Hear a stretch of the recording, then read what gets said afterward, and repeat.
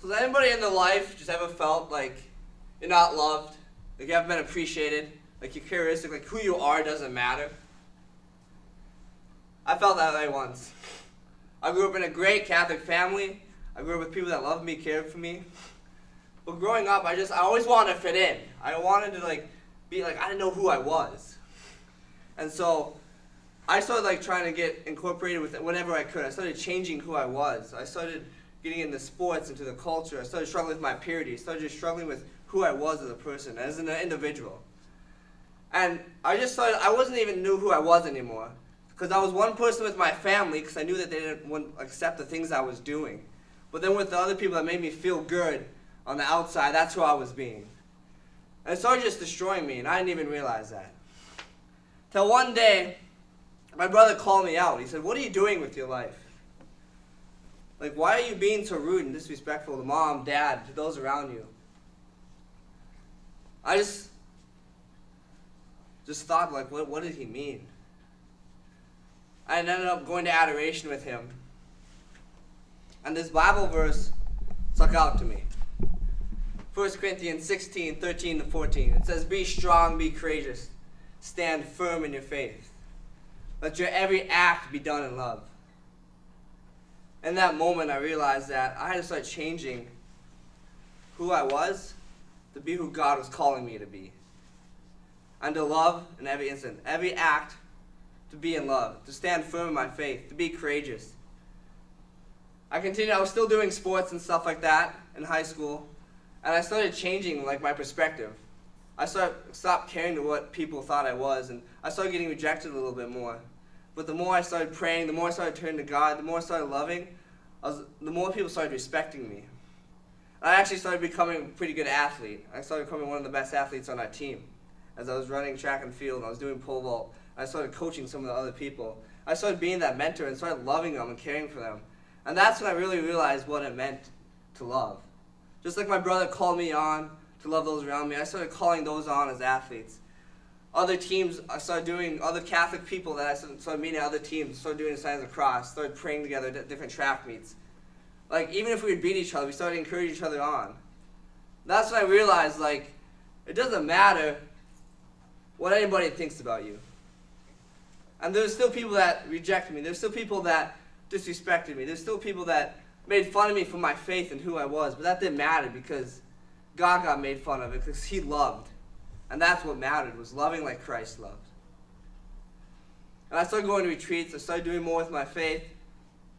I went to college at BSC here. I'm an alumni. Top of my class. Things are going really, really good. I got offered a shop even.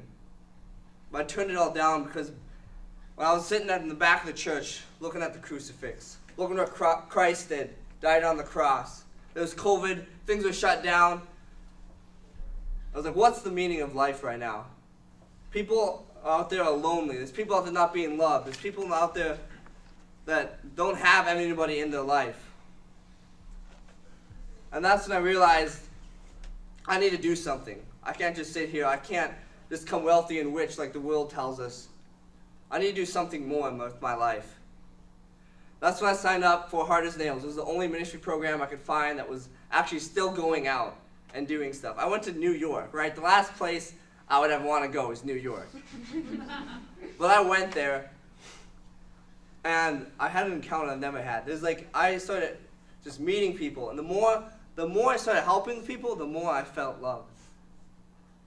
There was this kid, I was in Baltimore on this retreat, and this lady came up to me and she said, "Your founder, Joseph Fatiga, said you and another missionary are going to go pick up my son." And I was like, okay, that's something he would tell us to do, but obviously he didn't tell us yet.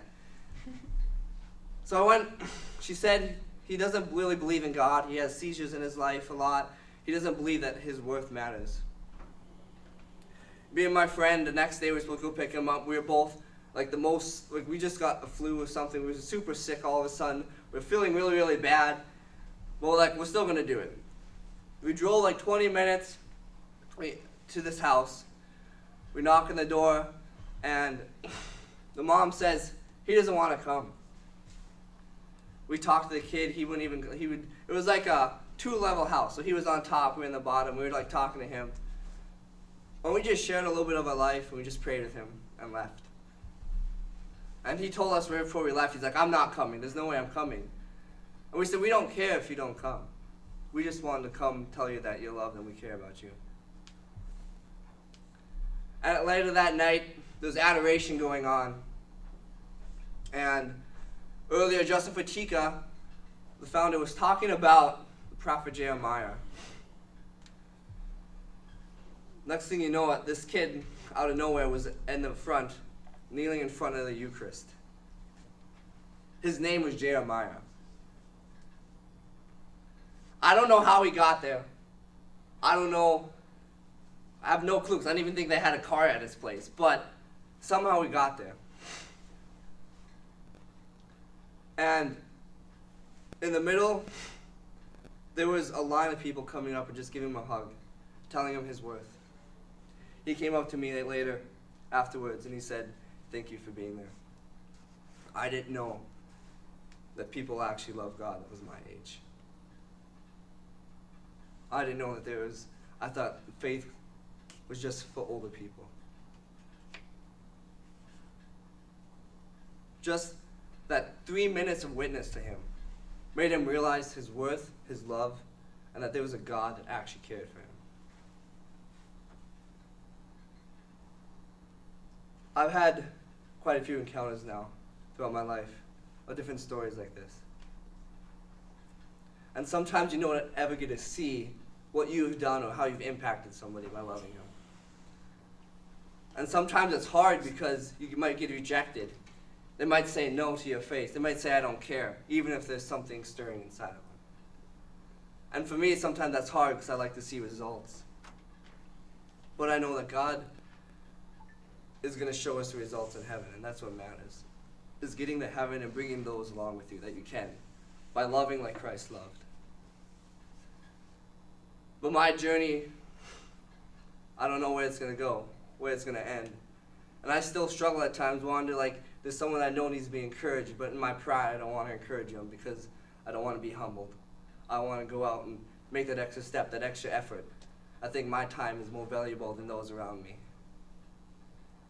But that's where I'm still working. I'm still working in that, to love, to learn to love as Christ has loved. Because ultimately, he died on the cross for us.